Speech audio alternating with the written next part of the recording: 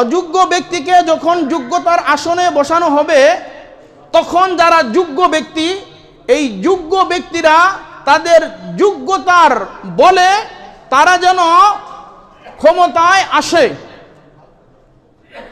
কেননা অযোগ্য ব্যক্তিদের হাতে যদি এই ক্ষমতা চলে যায়, যাদের ভিতরে আমানতদারি নাই, যারা যোগ্যতা ও সক্ষমতা যাদের ভিতরে নাই, ন্যায়পরায়ণতা এবং ইনসাফ যারা প্রতিষ্ঠা করতে পারবে না, যাদের ভিতরে খোদা ভীতি, আল্লাহ ভীতি, দিনদারিত্ব নাই, বলে এই সকল মানুষের কাছে যখন ক্ষমতা চলে যাবে, তখন মানুষ, জনগণ, তখন তারা ধ্বংস হয়ে যাবে, তখন তারা বিভ্রান্তি জালের মধ্যে তখন তারা আবদ্ধ হয়ে যাবে,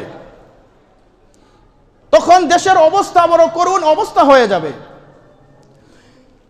এজন্য রাসূল বলছেন, এমন ব্যক্তিদেরকে তোমরা নির্বাচন করো না। ইদা উসতিদাল আমরু ইলা গায়রি আহলিহি, অযোগ্যদের হাতে যদি দায়িত্ব অর্পণ করো, তাহলে তোমরা কিয়ামতের প্রতীক্ষা করো, কিয়ামতের জন্য তোমরা অপেক্ষা করো, কিয়ামত ঘনিয়ে আসছে। এজন্য যোগ্য ব্যক্তি যারা আছে, যাদেরকে যোগ্য বলে মনে হয়, যাদের কাছে দেশ নিরাপদ, যাদের কাছে জনগণ নিরাপদ, জনগণের জান মাল নিরাপদ, সব কিছু যাদের হাতে নিরাপদ, বলে এমন মানুষদেরকেই নির্বাচন করা উচিত।